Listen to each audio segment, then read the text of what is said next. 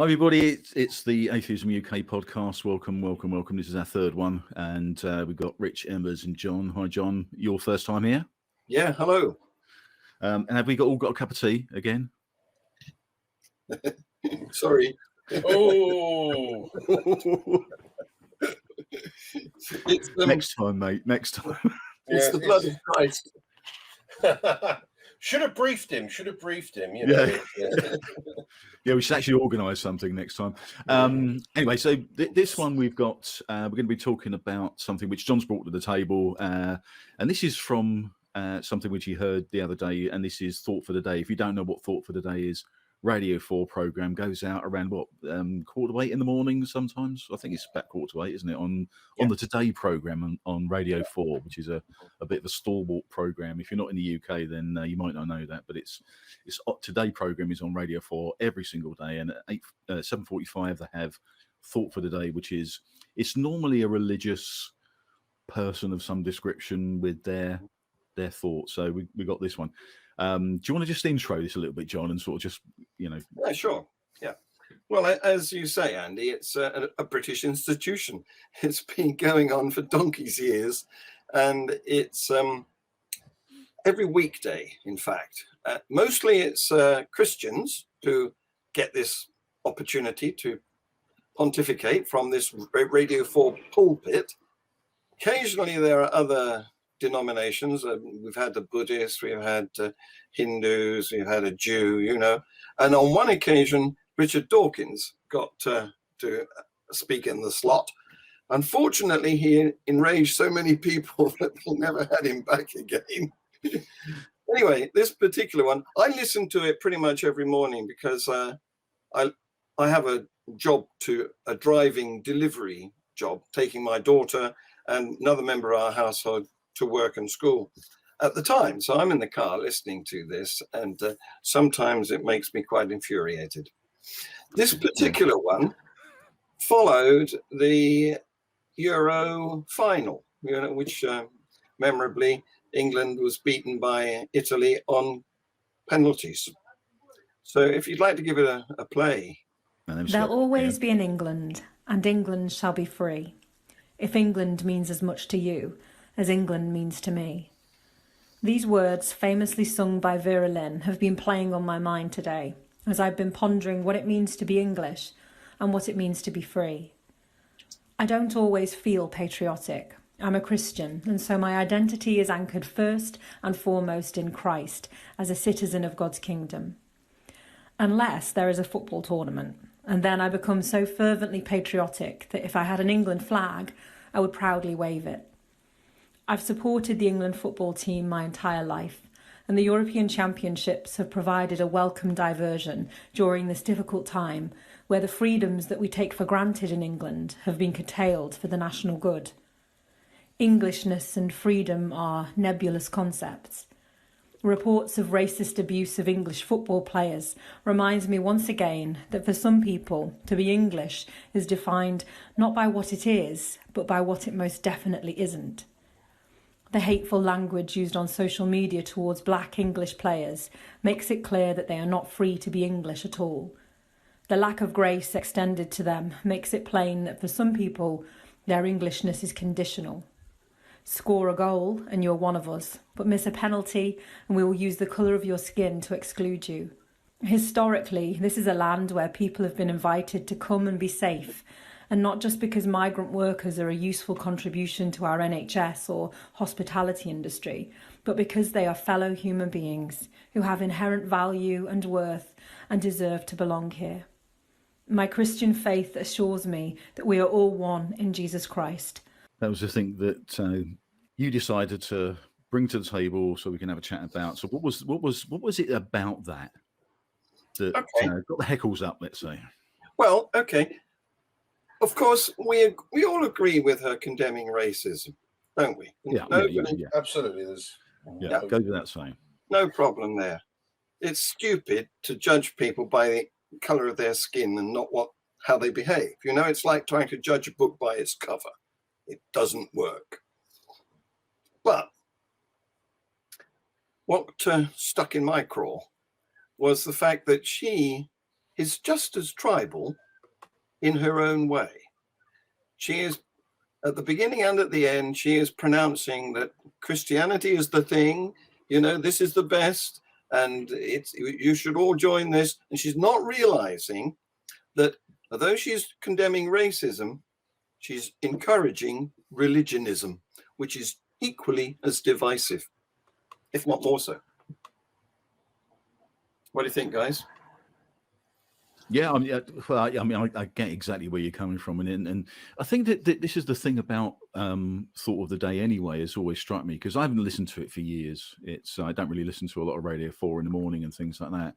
But I remember when I used to listen to the Thought for the Day in the morning, how it was always, you always felt as if they were saying that they have some sort of moral high ground to start with. If you listen to what the because it's a couple of minutes long, we only played like 90 seconds of it just because just wanted to put it on, but there was always this feeling that I always got, which was they have a moral foundation and no one else does. And it sort of comes across as, from the Christian side, mainly because most of the people that are on there when I was growing up, it was always the Christian church. They didn't have the so-called diversity that they have now, where they've got people from different religions and that sort of stuff. It was always like, a Christian pastor, a reverend, or, all that sort of thing, all the evangelicals. And but it always came over to me as if you can't think the good things, you can't be the good person. And it's like this, what she's actually saying here is that her anti-racism is coming from her Christian belief rather than just her normal human belief.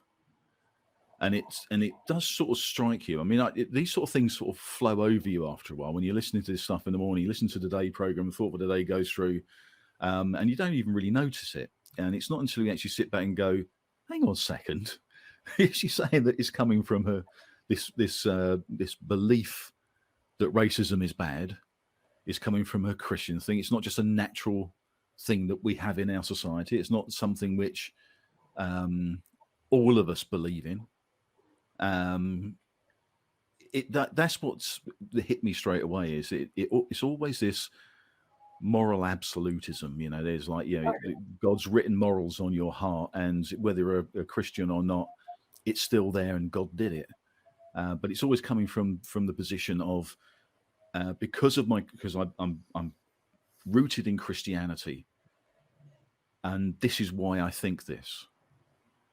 Because what she's actually saying is, as soon as the flag comes out, she wave the flag and she'll be patriotic. But she's not normally patriotic. Yes, and it's because of her moral beliefs, which are written on her heart by God.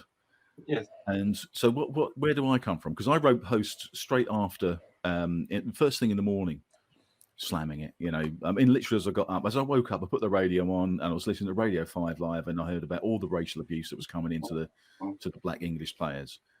And it, without sort of putting too fine a point, it really, really pissed me off. These kids had been. They put the shirt on. They got the 3 lines on their shirt. They played for this country, and I couldn't have been more proud of that whole team. First time in 55 years we got to a major final of a major tournament, and every single one of them, you got to take your hat off to them. I'm not anti-racist because God's written anything on my heart. I'm an anti-racist because I believe, and I put in my post, if anybody wants to see it, I'll post it up later, because I don't believe racists give one toss for this country. That's what I think, because what they've done is all this racial abuse to the black English players that were there. What it's actually done is they're trying to psychologically damage those players with abuse. We've got a World Cup coming up. So how does that help our country in any way? How does that help our English football team in any way? Racism's never helped anything. racism has never, ever, ever been a positive force, ever. It's never achieved anything. It's never contributed to the improvement of anyone's life, including the very race that these so-called racists are trying to say that they're trying to defend. It always works. It always is a net negative for society. And, you know, I go back to what you've just said there, and that is the reason why I am a very strict anti-racist. I can't bear racism at all. And, you know, and as somebody that is quite regular on social media, for example, having to take down racist material. And again, you know, I think sometimes it plays, there are some people out there that want to couch our legitimate criticism of religious beliefs and practices as racism as well. And when, of course, obviously it's not, that is not the case. We are trying to get at what is actually true. We're trying to effectively trying to protect people from the harms that false beliefs cause. That's not in any way, shape, or form racism. And I say I don't know what it is they're actually trying to achieve, but what they certainly aren't trying to achieve is a better world. So what did you think was the, you know, sort of the nub of the hypocrisy, John? Well, my daughter is half Ghanaian, and she has lovely golden brown skin. And she's been a victim of racism in this very safe village where we live. And I got the police involved. And I didn't have to be a Christian to do that. You know, what annoyed me is the sanctimony of it.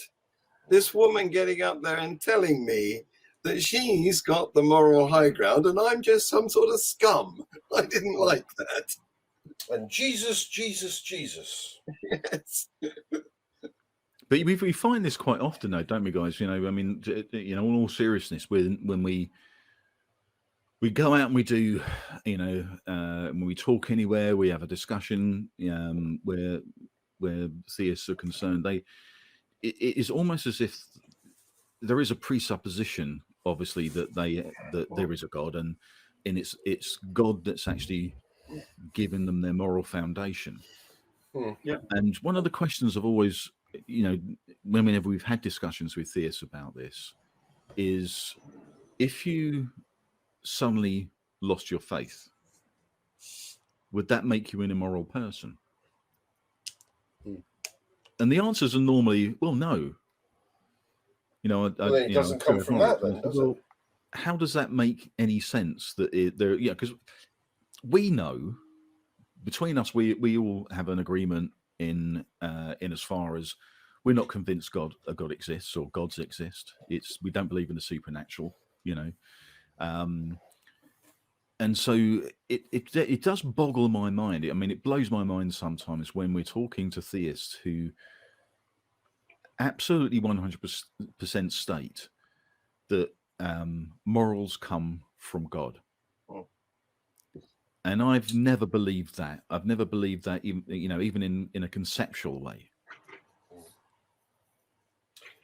And in fact, if you read the so-called holy books, and again, you know, going back to some of the conversations we had with Jason last week, you know, you read the holy books, and there's some terrible atrocities in there, done in the name of the gods of those books, and in some cases allegedly committed by the god itself, doing horrible things. You know, I mean, there are Bible passages that, you know, as a decent human being, shocks me to my core. They're disgraceful. They're disgusting. They are, for want of a better word, evil. I know there's a whole debate about whether or not that's a useful word, but if you're going to use it, I think some of the atrocities that are described in those books can be used. I mean, the only thing we can say is, now that we know that these things actually did not happen, we can be grateful for that, but never underestimate humans' capacity for doing bad things. Edward, you're in a different part of England, aren't you? We're southern boys, but you're somewhere else. Whereabouts are you based? Me? Yeah. I'm in South London.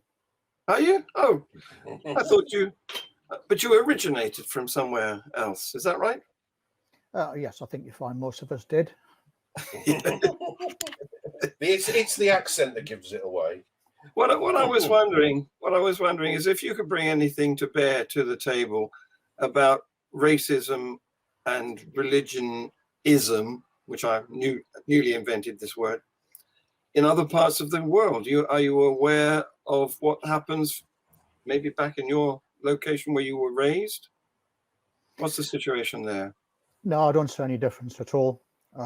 People are racist if they want to be racist. You don't have to be religious to be racist. You just got to be ignorant. That's it. It's universal. Yeah. Doesn't matter where you're born. Doesn't matter where you're brought up. It's a fact of life. That's it. Now I listen to Thoughts for the Day nearly every day, or Thoughtless for the Day, as I actually call it. I don't listen to it deliberately. I just happen to be in the kitchen, usually doing the dishes or something with the radios on. And unless you actually hear the presenter saying, "Oh, when I've got Thoughts for the Day coming up," you wouldn't know it was there. You'd think it was just a continuation of the blah blah. So it's 2 minutes 45 seconds of what I consider to be bland nothing. I mean, essentially, it's 2 minutes 40 seconds of somebody describing maybe the trials and tribulations they've had of blocking their loo that day. And then in the last 5 seconds, they'll say, "I wonder what Jesus would have done." And that's it. That's about as much insight as you get from Thought for the Day. Yes. And Jesus is smuggling, we call that. And just moving on a little bit from that, and that's my take on it. It amuses me, it really does, because it says absolutely nothing. There's no content, there's no meaning in it whatsoever, apart from, in the last 5 seconds, just insert the name of your chosen deity or prophet. What I think is a little bit worrying is if you start mixing religious fundamentalism with patriotism, you're looking for trouble. Yeah. Look around the world where we see religious fundamentalism and patriotism, put the two together, and you have got a big problem on your hands. Yeah, you've got theocracy then, next thing down the road. Do you know? Toxic mix. Yeah, toxic mix. Yeah. I remember years ago when I was a young teacher, and I was teaching at a boys' school, and there was a morning assembly, and the local vicar, I suppose he was, not a pastor or a priest, he came along, and he was a trendy one. He didn't come on in his cassock and backwards collar. He was a pullover wearing vicar, which was quite trendy in those days. And he had the boys gripped for the first 5 minutes of his presentation, because he was talking about the recent football match and how skillfully the goals had been scored or saved or whatever. And the boys had been watching this match, and they knew that he was cool because he was there with them, football supporter. And then just before the end, he said, "And that reminds me of Jesus." And an audible groan went through the school assembly hall. He did do that old joke, Jesus saves, but Keegan knocks it in off the far post, did he? No, he didn't. Yeah, but I mean, the thing you don't see is you don't see atheists like us going around and say, "Hello, my name's such and such. Oh, by the way, I'm an atheist. Have you found atheism?" You get that with Christians. If you put Christianity to the fore. Sorry, the topic of the speaker we're talking about now. First thing comes out is my Christian core, my identity. And then the next thing, Yeah. I'm English and I'm a patriot. Well, I mean, which bit of English was Jesus, if it ever existed? Yes. I mean, it's just bizarre. Well, It's really bizarre. It was a bit like some of those American fundamentalists who say, "Oh, if English was good enough for Jesus, it's good enough for me." Yeah. You know. That's the sort of evangelical, Christian right. That Why do they call them Christian right when they're always wrong? but it did. I think during the Trump administration, you saw a lot of that, especially when it was coming up to election time at the end of Trump's administration, where there were so many American evangelicals on, the TV, radio, all the social media platforms, really pushing this God and guns agenda. And I mean, they were even sort of saying some really dangerous things, things like that Trump was the new Messiah. Oh, they're still saying it. There are some that are still saying it. There are some. Absolutely, yeah. But it's equating God, Jesus, and all the things that we know that people who are believers hold so dear to their lifestyle, their worldview, and trying to link someone like Trump or any politician. I mean, it's not a Trump bashing day. I don't care. It's nothing to do with me. It's all American. Although there could be some danger around the world because of it. But you know what I mean? It's like it just really scares me when they equate someone like a president with their deity, the new coming, so to speak, and that sort of thing is, and I don't think people realize. I don't think people who are religious realize how scary that is for a lot of people, because this is the sort of thing that happens in other parts of the world, and you see what happens there. You see that the religious fundamentalism is just like so blinkered, and to bring that into go on. Yeah, and bearing in mind, Thought for the Day is such an insipid and insidious institution. But is it really appropriate an activity for a public broadcaster like the BBC? I mean, that's bringing it back to the actual program. The fact is, anybody who declares himself to be an atheist is barred by policy from presenting on that program. And I know, John, you mentioned that Richard Dawkins was invited on, and he did give a 2-minute, 45-minute talk, but it wasn't in the Thought for the Day slot. It was not released as Thought for the Day. It was released as a similar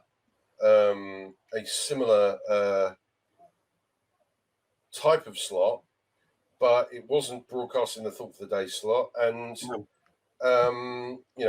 there was one guy that was brought in who was an atheist but a Unitarian minister, right? So still technically a religious leader by being a Unitarian minister, but was a self-declared atheist, and he was barred from speaking because he was not a man of, he was not a quote man of faith, unquote. Yeah. And given that some of our sister organisations out there, Humanists UK and the NSS, they have their own takes on Thought for the Day as well. And there was even a poll commissioned in 2018 that found that fewer than 1 in 5 British people think that Radio 4's Thought for the Day should always be religious content. You've got people like John Humphreys who have described the slot as inappropriate and deeply boring. And given that religion being boring was one of my pathways out as a child, every time I had to go to church, it was, my God, when is this boring nonsense going to be over? But is it appropriate that a body like the BBC should be promoting religious viewpoints?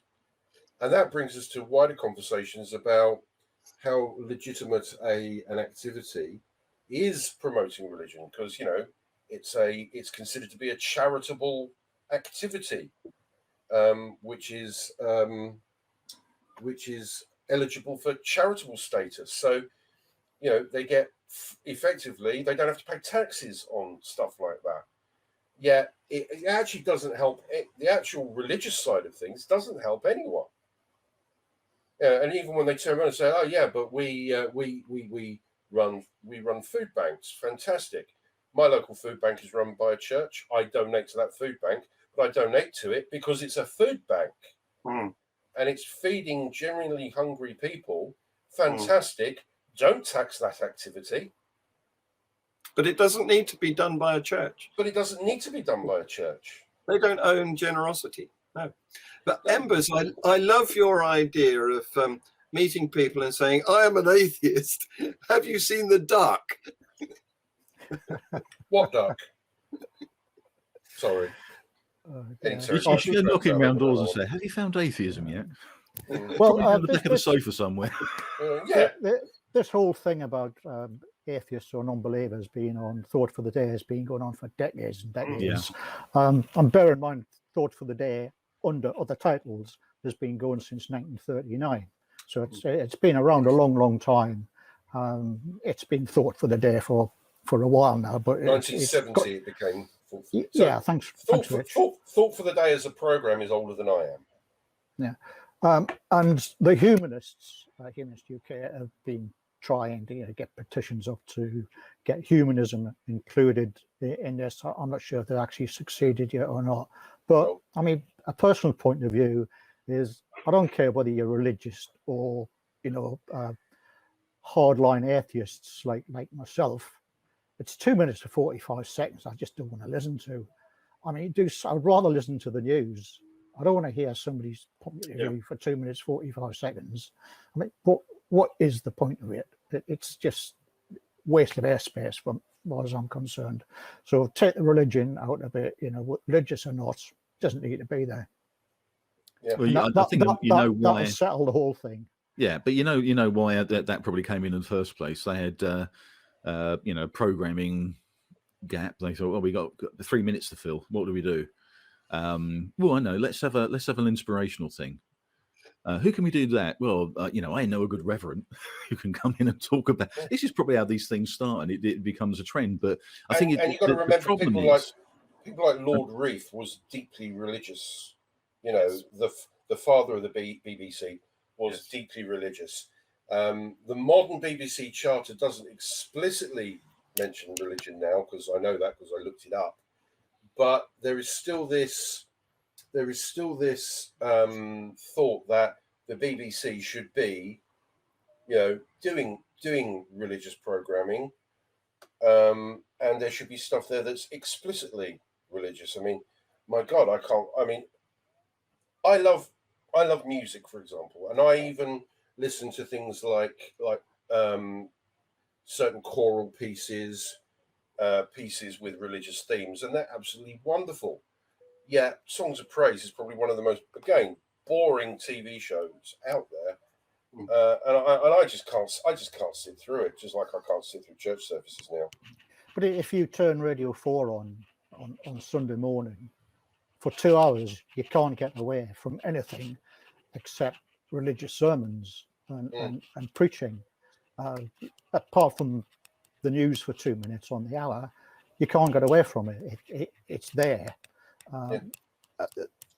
Put it on another channel, dear me.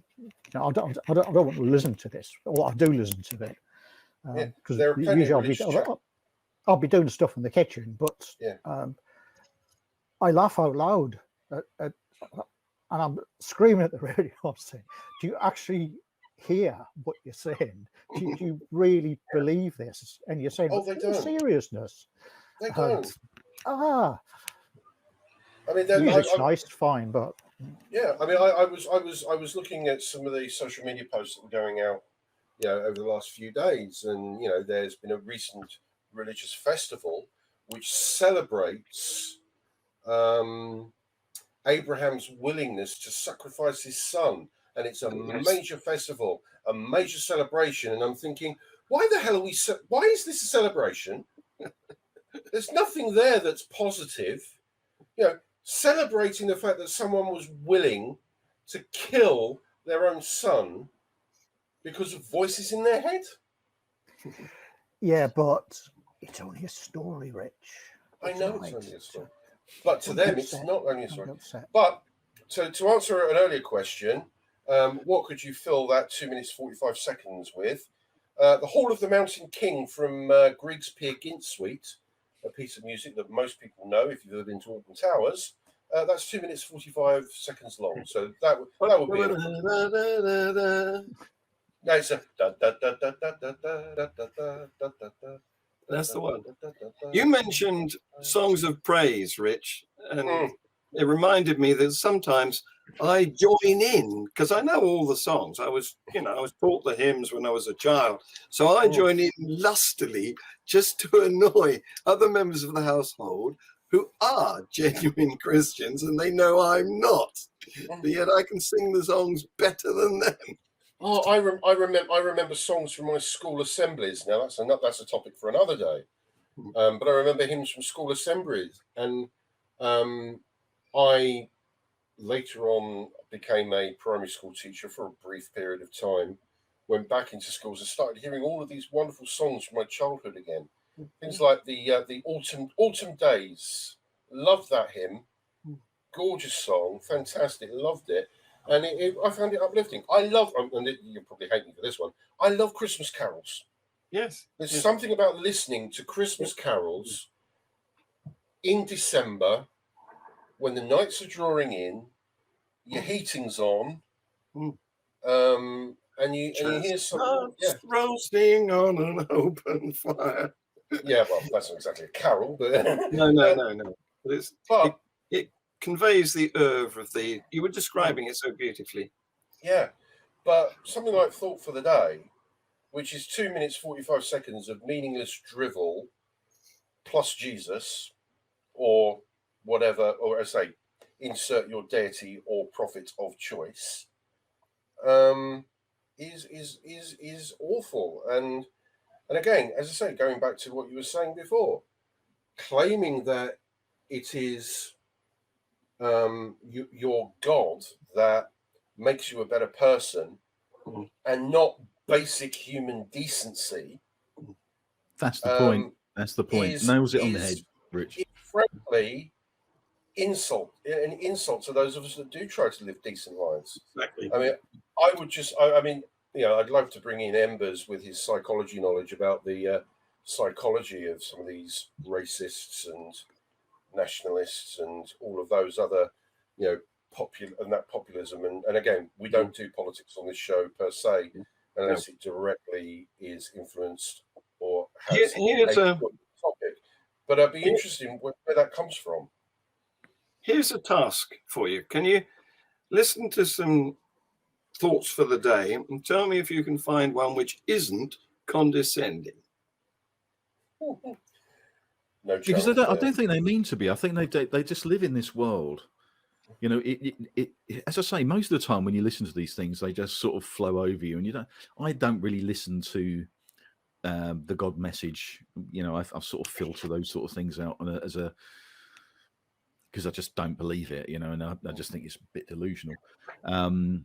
But it does sort of just flow by, and it doesn't really sort of. It's no really sort of big red flags, But if you actually sort of stop for a second and listen to it, it is really condescending. It is like, if you're not Christian, you're not this. Yes. You're not true, or you're not pious, or Most religious talk is condescending. Yes. And you're right. They don't realise they're being condescending because they think they're actually doing a good thing. Yeah. I mean, going back to one thing you were saying though, Rich, talking about, you love Christmas carols and things like that. I've had for years, every year, because a lot of my friends know I'm an atheist. And But I love Christmas. I enjoy Christmas. I mean, I want a sort of time of the year where everything's warm and cozy and toasty, and is As giving opposed to presents warm and and doing muggy in the middle of things July. nice and all that sort of thing. But I try and point out to them every year that it's just built on a pagan festival. It's nothing to do with Jesus. You can shoehorn Jesus into it. You can shoehorn the story of the birth of Jesus into it, but there's no reality in that. And everything that we actually do, if you actually look at everything we do at Christmas, I mean, literally everything, Yule logs, Christmas trees, the whole works, present giving, all those things, everything, you just name anything that's in Christmas and it's got nothing to do with Jesus. I mean, literally nothing to do with Jesus. The only thing that happens is that you have these, these hymns that happen, but the carols, some of them have shoehorned Jesus in, but a lot of the carols aren't overtly Christian. No. In fact, it was the Christians that tried to ban Christmas and tried to ban Christmas carols. Are we straying into a topic which we should be giving out later in the year? I was going to say, the war on Christmas has come earlier. It comes earlier and earlier every year. I want to go and get my Santa suit. Although saying that, a few people have been holding Christmas parties this month because they weren't able to have one back in December. Right. I thought that was quite funny. Just to point out, if you're actually watching this podcast in the future, sometimes we're sitting in the middle of summer. It's really bloody hot at the moment. God, we're in the middle of a heat wave. We're in the middle of a heat wave. Middle of a heat wave. We're talking about Christmas. But then again, if you're in Australia, that's the norm.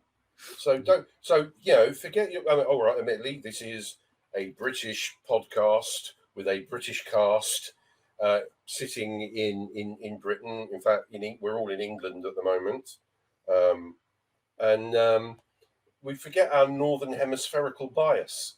Because remember, the Australians have their Christmas in the height of summer. I could never wrap my head around that. Yeah, my business partner's in Australia. He's an Australian. He's in Australia right now. He lives over there.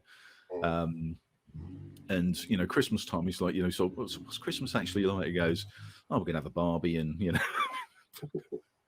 but still wear the Christmas hats and all that sort of thing. It's just that we have it on the beach, rather than and a Christmas tree. I've been there. My son's in New Zealand, so I've spent Christmas with them a couple of times, and it's just the same, but hot. yeah. I think just sort of being born and brought up, in England, in the UK, and being freezing cold and snowing and all that sort of thing.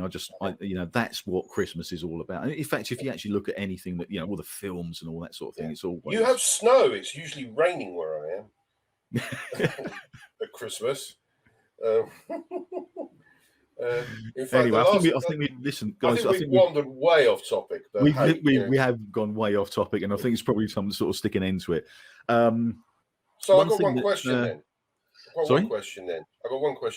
Okay. As a result of what we've spoken about with regards to thoughts of the day, where do we go from here with regards to thought for the day or other sort of similar topics? I mean, what do we do? Petition. Yes, well, the Humanist UK and the NSS have both campaigned on thought for the day from different angles, from completely different angles. It has to be said. The humanists want inclusion of humanist voices. Yes, I do get the idea that the NSS want a full-on reform. They want non-religious voices as brought in as well, but they also approach things also from a political point of view, because you often get politicians spouting off about their faith, and that's one of the few places where British politicians can do that with a straight face. One thing that I do love about this country, regardless of your political affiliation, if you're a politician of whatever stripe and you spout off about religion anywhere else, you're going to get laughed at. It's one of the few. I say one of the few things that we've done. The NSS have run polls, public polls. They've run petitions. They've written formal complaints. None of it has got anywhere. And the actual tagline for their campaign is that it's a discriminatory radio slot which should be reformed and open to non-religious views or abolished. I hereby call for the mandatory playing of Grieg in that slot every day. Use your daily Grieg spot. But, I think that's a bit biggest. Yeah, I'm sure. Listen, guys, I'm sure I can find a 2-minute 45 section of a Led Zeppelin song that would be much better. Oh, I'm sure you could. I think it's sort of dying a death anyway. Forget the religious bit and the efforts and the argument about getting humanists or atheists into. I mean, really, is it worth it? And then, of all the people who actually listen to it, I mean, who takes any notice of it? It's 2 minutes 45 seconds is a minor inconvenience for people who are probably in the kitchen doing the dishes anyway, or boiling the kettle so they can't hear it. And then the program that it is a hiatus in the middle of continues. So, I mean, is it really worth the effort? No, see, I think this is the thing. I mean, I've got no problem with something like Thought of the Day in as a concept of a section. What I've got a problem with is that it's a religious section. That's really what because there's no reason why in a program like today they couldn't have a 2.5 minutes where they have some inspirational thing happen. Try and make people's day. Talk about something that is gives us something to go. Yeah, that's good. It doesn't have to be religious. I think that's the key for me. I don't mind the slot. It's just don't make it a religious slot. Yep. We want. I'd rather have something like 2 minutes 45 seconds of some amazing science fact. Yeah, that's current. That would be really, really good. Actually, that would be much better. Get Brian Cox on to talk about the universe. There's a rumor going about that near here there's an old folks home which has the theme song "Stair Lift to Heaven." Oh, right. Oh dear. Listen, guys, we've got to pull this to a close. John's actually come up with something else to talk about on next week's bunch. I think is really, really interesting. Do you have anything in front of you that you can tell us what it is? Because I've got something that you sent me. Sure. Okay, it's the Christians in the USA. They're getting worried about the teenagers that are leaving the faith. Oh dear. Yeah, so they've come up with a response, and it's what is his name? Frank Turek. Turek. Yeah. I don't have enough faith to be an atheist. That's exactly what it is. And he's got an organization called Cross-Examined, and they've come up with a solution which you've got to buy. But it affected him personally as well because his daughter came out as a non-believer a couple of years back. Yeah. So they've come up with a 4-point system for preventing teens leaving the church. And it's 1, does truth exist? 2, does God exist? 3, does... Are miracles possible? Oh, yeah. And 4, is the New Testament true? Yeah. So 5, lock the doors, don't let them out. But John sent over a video of what they do. I mean, they go out to campus and they do big presentations to the kids in the campus. And I watched about, a quarter of an hour of it this morning. It goes on, the video that John sent through was for a couple of hours. And so I watched 15 minutes of it, and it's literally full of logical fallacies.